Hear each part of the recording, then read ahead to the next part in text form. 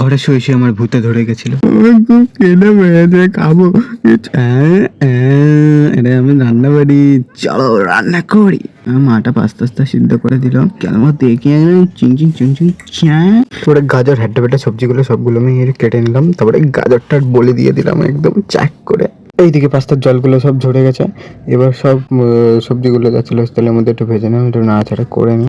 আর একটা ডিম সিদ্ধ একটুখানি ছাড়িয়ে নিলাম, তারপরে পাস্তাগুলো গরম তেলে নাড়াচাড়া দিয়ে অলমোস্ট পাস্তা রেডি হয়ে গেছে। তারপরে হলো এর মধ্যে একটু সয়া সস দিই, সয়া সসটা দিলাম, কালো গরম। ও কি দেখছিল, চলো একটু নাড়াচাড়া করে নিলাম, নাড়াচাড়া করে একটু ম্যাগি পাউডার দিয়ে দিলাম, ম্যাগি মশলা যাকে বলে।